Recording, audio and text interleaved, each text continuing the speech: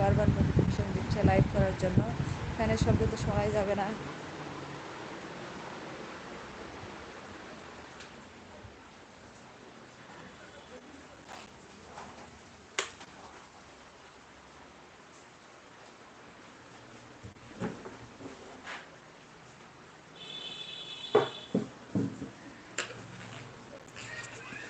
লাইভটা ক্লিয়ার আছে কিনা একটু কমেন্ট করে জানাবেন। যে যেখানে আছেন প্লিজ একটু লাইভে জয়েন করেন।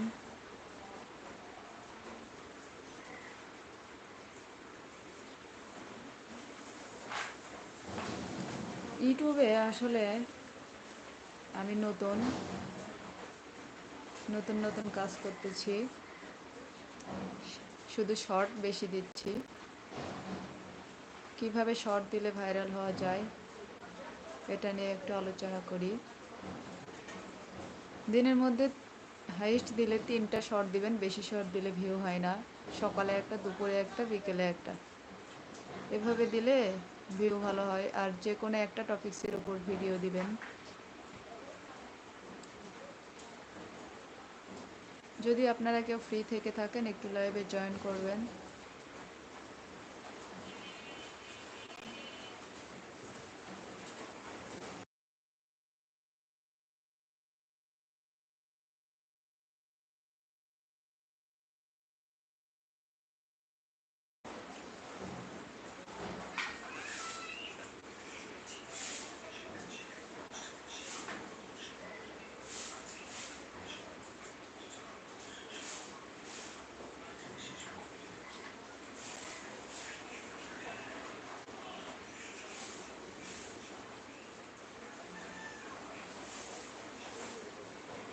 আসলে এটা একটা, আমি কেন ইউটিউবে আসলাম বা কেন ইউটিউবে ভিডিও দিচ্ছি, এটার একটা রিজন আছে।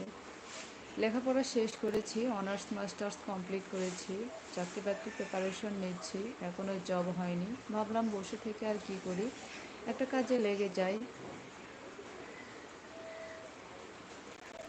বাংলাদেশের যে অবস্থা, বসে থেকে খাবার কোনো অপশন নাই, সব কিছুরই দ্রব্যমূল্যের দাম এত বেশি।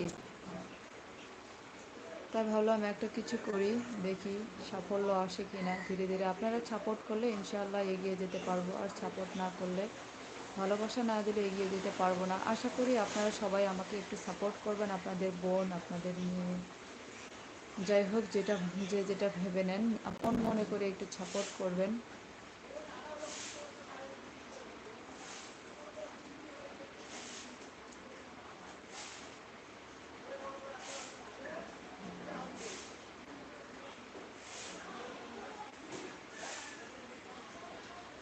আমার প্রায় 700 সাবস্ক্রাইবার হয়ে গেছে ইনশাআল্লাহ। কেউ কি আমার 700 সাবস্ক্রাইবার কেউ কি এখন ইউটিউবে লাইনে নাই? থাকলে একটু জয়েন করেন। আর আমার ভিডিওটি লাইক, কমেন্ট, শেয়ার দিয়ে পাশে থাকবেন।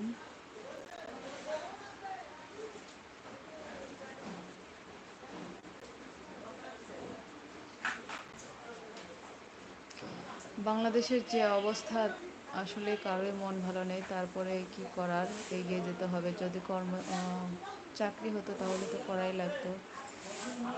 ধীরে ধীরে ভিডিও দিচ্ছি। জানি না আপনারা কোন বিষয়ে ভিডিও দিলে আপনাদের ভালো লাগবে। কমেন্ট করে জানাবেন যে কোন বিষয়ে, রান্না বান্না বা হাদিস কালাম, কোন টপিক্সের উপর ভিডিও দিব সেটা একটু কমেন্ট করে জানাবেন।